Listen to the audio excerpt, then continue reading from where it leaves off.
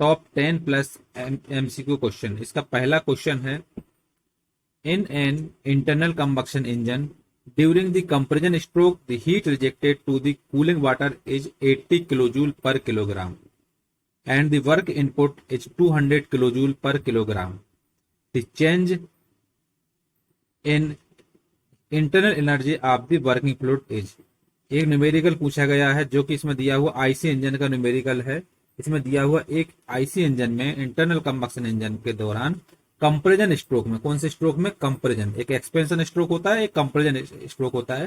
Compression stroke में heat rejected जो है, वो आउट वाली हीट जो दी हुई है, हीट रिजेक्टेड दी हुई है 80 kilojoule per kilogram and work input दिया हुआ है 200 किलोजूल पर किलोग्राम।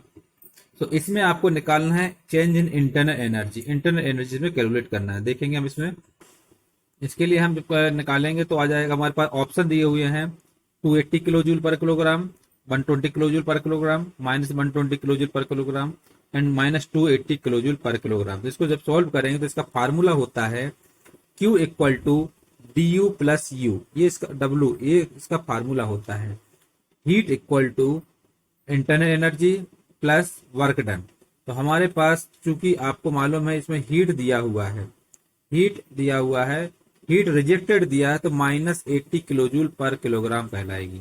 जो हीट रिजेक्टेड दी हुई है तो हीट रिजेक्टेड के लिए हम माइनस दिखाएंगे तो -80 किलोजूल पर किलोग्राम दी हुई है हीट।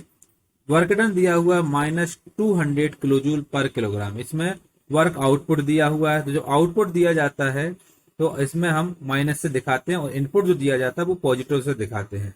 तो Q इक्वल टू दिया है -80 किलोजूल पर किलोग्राम और W दिया है -200 किलोजूल पर किलोग्राम। इस फार्मूले में हम इसको पुट कर देंगे तो यहाँ पर हम Q की वैल्यू रख देंगे और यहाँ पर हम W की वैल्यू रख देंगे। तो इसके द्वारा हम DU की वैल्यू निकाल लेंगे। Q में रखेंगे जब हम ये वाली वैल्यू तो ये रख देंगे तो आ जाएगा -80 इक्वल टू DU, W की जगह रख देंगे -200, ये हो जाएगा -200। इसका पक्षांतर करेंगे तो हमारे पास सोल्व करने पर आ जाएगा du equal to 120 kilojoule per kilogram. इसके द्वारा हम इंटरनल एनर्जी निकाल लेंगे तो ये इसका करेक्ट आंसर हो जाएगा 120 किलोजूल पर किलोग्राम। ये इंटरनल एनर्जी इस तरीके से हम निकाल सकते हैं। सेकंड, नेक्स्ट क्वेश्चन है, which one of the following nuclear reaction takes place in the sun. Nuclear reaction के दौरान अगर सूर्य में निम्नलिखित में से कौन सी परमाणु प्रतिक्रियाएं होती हैं? इसका आंसर हो जाएगा फ्यूजन, जो कि विलय कहलाता है हिंदी में। सूर्य में विलय वाली की परमाणु प्रतिक्रिया होती हैं, इसको हम फ्यूजन बोला जाता है, फ्यूजन होता है इसमें। नेक्स्ट क्वेश्चन है, if the pressure of steam is lower than the saturated pressure for a given temperature then the state of the steam is. यदि किसी दिए गए तापमान के लिए, टेम्परेचर के लिए भाप का दाब सैचुरेशन प्रेशर संतृप्त दाब से कम होता है तो भाप की स्थिति क्या होती है? इसका आंसर हो जाएगा सुपर हीटेड कंडीशन रहेगी, वो अति तप्त स्थिति कहलाएगी। जब किसी दिए गए तापमान के लिए भाप का दाब संतृप्त सैचुरेटेड प्रेशर से कम होता है तो भाप की स्थिति सुपर हीटेड कंडीशन होगी। ये आपको डायग्राम बनाया गया है, TS डायग्राम है, ये टेम्परेचर है, ये एंट्रोपी है। इसमें T डिग्री सेंटीग्रेड पे अगर हम देखें तो P1 जो प्रेशर है ये रहेगा और ये P2 प्रेशर जो हमारे पास ये रहेगा। 1 के लिए 1 प्रेशर, 2 के लिए 2, तो इसमें क्या होगा, P1 ग्रेटर देन रहेगा P2 से। पहला वाला प्रेशर है और सेकंड वाले प्रेशर से बड़ा रहेगा। तो इन 1 and 2 at T degree centigrade तो P1 रहेगा इसमें स्टीम इज सैचुरेटेड, तो P1 रहेगा वो रहेगा steam is saturated and P2 रहेगा स्टीम इज सुपर हीटेड, जहां पर T रहेगा टेम्परेचर इसमें कांस्टेंट रहेगा। नेक्स्ट क्वेश्चन है, a pipe 40 metre long is connected to a water tank at one end of the flows freely in atmosphere at other end. The diameter of pipe is 15 centimetre for first 25 meter from the tank and then the diameter is suddenly enlarged to 30 centimeter. The height of water in the tank is 8 meter above the center of pipe. The Darcy's coefficient is 0.01 discharge neglecting minor losses will be. हमको दिया हुआ है एक pipe है जिसकी लंबाई है long है कितना 40 मीटर लॉन्ग है, पानी के टैंक से ये कनेक्टेड है और इसमें एक पानी की टंकी से ये जुड़ा हुआ है और इसका जो दूसरा छोर होता है वो स्वतंत्र है, फ्री है। टैंक में 25 मीटर के लिए पाइप का जो डायमीटर रहेगा वो 15 सेंटीमीटर है, 15 मीटर है और जो हमारे पास 25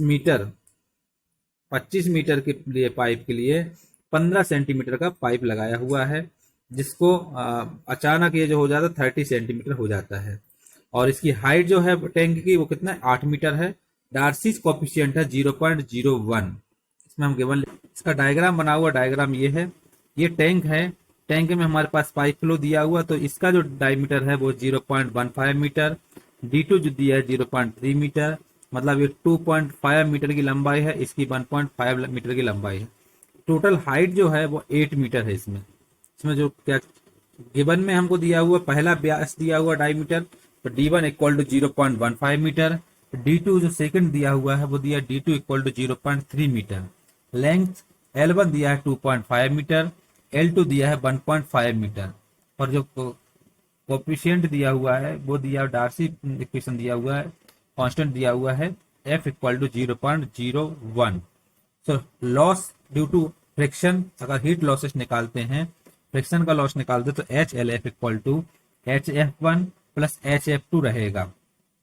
HF का फार्मूला जो होता है हाइट ऑफ फ्रिक्शन जो रहेगा, फ्रिक्शन का हाइट, ये फार्मूला रहेगा HF equal to 32 FL³ upon pi square GD raise to 5। यहाँ पर HF है फ्रिक्शन लॉसेस और F है फ्रिक्शन और L है लेंथ और Q हीट रहेगी, D रहेगा डायमीटर ऑफ पाइप और G रहेगा ग्रेविटेशनल फोर्स। HF में हमारे पास दो रहेंगे, इसमें HF1 निकालना और HF2 रहेगा। HF में अगर हम 1-1 वाली कंडीशन आएगी तो अलग लगाएंगे और 2-2 के लिए हम अलग कंडीशन लगाएंगे। तो इसमें आ जाएगा हीट लॉस के लिए फार्मूला हो जाएगा Q है कॉमन आ जाएगा तो Q स्क्वायर आ जाएगा 32 FL1 upon pi square GD1 raise to 5। Second आएगा 32 FL2 upon pi square GD2 raise to 5। सबकी वैल्यू पुट कर देंगे। हीट लॉस दिया है 8 equal to Q square 32 F दिया हुआ है 0.01 वो रख देंगे, L1 दिया हुआ 2.5 और पाई स्क्वायर G हमारे पास 9.81 होता है और D1 जो पहला व्यास दिया हुआ वो दिया 0.15 दिया और उसका स्क्वायर कर देंगे, प्लस फिर कर देंगे 32 इंटू 0.01 इंटू 1.5 L2 जो 1.5 है, पाई स्क्वायर इंटू G और जो हमारे पास D2 है वो है 0.3/5। इसको अगर हम सॉल्व करेंगे तो हमारे पास हीट निकल आएगा। इसको सॉल्व करने पर हीट हमारे पास आ जाएगा Q इक्वल टू 0.087 मीटर विज टू Q पर सेकेंड। इस तरीके से हम इसमें हीट निकाल, हम आंसर लगा देंगे कि इसका करेक्ट आंसर रहेगा D 0.087 मीटर विज टू Q पर सेकेंड। नेक्स्ट क्वेश्चन है which of the following is not a part of a typical mechanical press. निम्नलिखित में से कौन सा सामान्य यांत्रिक प्रेस का हिस्सा नहीं है। इसका आंसर हो जाएगा डी, इसका करेक्ट रहेगा सैडल एंड स्विvel टेबल। इसमें से सैडल एंड स्विvel टेबल इसका मैकेनिकल प्रेस का हिस्सा नहीं है। बाकी fly wheel, eccentric, crank and other driving mechanism और रैम ये सब मैकेनिकल के हिस्से हैं मैकेनिकल प्रेस के। बाकी सैडल एंड स्विvel टेबल नहीं है। डिस्क्रिप्शन है इसमें parts of a mechanical press. Mechanical press के जो पार्ट्स होते हैं वो होता है एक बेस, फ्रेम, रैम, बेसलेट plate, pitman, flywheel, crank and eccentric, clutch, brake, ये इसके पार्ट्स होते हैं। बाकी सैडल एंड स्विvel जो टेबल होती है is not a part of typical mechanical press. Mechanical press का ये पार्ट नहीं है। नेक्स्ट क्वेश्चन है which of the following is not an example of indirect cost. निम्नलिखित में से कौन सा अप्रत्यक्ष लागत का उदाहरण नहीं है। इसका आंसर है डायरेक्ट मटेरियल्स, प्रत्यक्ष सामग्री। प्रत्यक्ष सामग्री अप्रत्यक्ष लागत का उदाहरण नहीं है। और बाकी ये जो हमारे पास एडमिनिस्ट्रेटिव सैलरीज, टेलीफोन एक्सपेंसेस और रेंट किराया ये अप्रत्यक्ष कॉस्ट का उदाहरण है। डिस्क्रिप्शन में हम आएंगे, इसमें पढ़ेंगे डायरेक्ट कॉस्ट दिया हुआ है, इनडायरेक्ट कॉस्ट दिया हुआ है। डायरेक्ट कॉस्ट में क्या होता है, expenses that directly related with production. Production बनता है उसके डायरेक्ट रिलेटेड होता है एक्सपेंसेस, तो डायरेक्ट कॉस्ट होता है। अगर हम general expenses, business expenses and running cost की बात करें तो वो इनडायरेक्ट कॉस्ट में आता है। Also called as variable cost और also called as fixed cost. जो डायरेक्ट कॉस्ट होता है वो वेरिएबल कॉस्ट होता है, इनडायरेक्ट कॉस्ट जो होता है वो फिक्स्ड कॉस्ट होता है। डायरेक्ट कॉस्ट होता है direct material, direct labour, direct wages, ये सब डायरेक्ट कॉस्ट में आते हैं। इनडायरेक्ट कॉस्ट में आता है रेंट, ऑफिस एक्सपेंसेस और इनडायरेक्ट वेजेस, ये इनडायरेक्ट कॉस्ट में आते हैं। अगला क्वेश्चन है, latent heat of vaporisation is directly proportional to. वाष्पीकरण की गुप्त ऊष्मा किसके अनुक्रमानुपाती होती है? इसका आंसर है press change of in pressure. Latent heat is of vaporisation is directly proportional to change in pressure. दाब में परिवर्तन के अनुक्रमानुपाती होती है। ये इसका डायग्राम बना हुआ है, टेम्परेचर है और ये एंट्रोपी है। टीएच डायग्राम में ये P1 है और ये P2 है, मेंशन कर रहा है। जो बीच में है LH ऑफ वेपोराइजेशन है, बताया गया है LH समानुपाती जो होता है वो चेंज इन प्रेशर के समानुपाती होगा। Latent heat change in pressure के समानुपाती होगी इसमें। और डिस्क्राइब इसमें दिया हुआ है, latent heat of vaporisation it is defined is the heat absorbed as per unit mass of a given material at its boiling point that completely converts that material to a gas at same temperature। Same temperature पर अलग अलग define कर, तो ये समानुपाती होते हैं, latent heat समानुपाती होती है चेंज इन प्रेशर के। नेक्स्ट क्वेश्चन है, a bar of 12 mm diameter is tested on a universal testing machine and following are the observation। एक बार है जिसका व्यास है 12 मिलीमीटर, उसको टेस्ट कर रहे हैं यूटीएम मशीन में, यूनिवर्सल टेस्टिंग मशीन में। उसमें कुछ हमको वैल्यू दी हुई है। पहली वैल्यू दी हुई है गेज लेंथ, गेज लेंथ दिया है 200 मीटर। Load at proportional limit, proportional limit का लोड दिया हुआ 20 kilo newton. Change in length at proportional limit, proportional limit की चेंज इन लेंथ दिया हुआ है 0.5 mm। और change in diameter at proportional limit का तो ये दिया हुआ है 0.0025 mm। Find the value of Poisson ratio, Poisson ratio की वैल्यू हमको निकालना है इसमें। तो हमारे पास जो क्वेश्चन दिया हुआ उसमें हमारे पास बार जो डायमीटर उसका व्यास है d वो 12 mm दिया हुआ है। गेज लेंथ दिया हुआ है 200 मीटर। प्रोपोर्शनल लिमिट की लोड दिया हुआ 20 किलो न्यूटन। और चेंज इन लेंथ दिया हुआ प्रोपोर्शनल लिमिट का 0.2 mm। और चेंज इन डायमीटर दिया है प्रोपोर्शनल लिमिट का 0.0025 mm। इसका जब हम सॉल्यूशन करेंगे तो सॉल्यूशन हमारे पास दिया हुआ है, डायमीटर दिया था बार का 12 mm, लेंथ दिया हुआ था 200 मीटर, लोड दिया है 20 किलो न्यूटन और चेंज इन लेंथ दिया है 0.2 मीटर और चेंज इन डायमीटर दिया है 0.0025 mm। जब हम इसका पॉइजन रेशियो निकालते हैं, पॉइजन रेशियो का फार्मूला हो जाता है mu equal to lateral strain upon linear strain, lateral strain upon linear strain. हमको इसमें पॉइजन रेशियो निकालना, म्यू की वैल्यू, फार्मूला हो जाएगा lateral strain upon lateral linear strain. तो लेटरल स्ट्रेन का फार्मूला होता है डेल डी अपॉन डी। जो ये फार्मूला होता है ये होता है लेटरल स्ट्रेन का फार्मूला पहले वाले का। और जो लीनियर स्ट्रेन का फार्मूला होता है वो होता है डेल एल, लेंथ के लिए आता है डेल एल अपॉन एल, ये रहेगा लीनियर स्केल के लिए।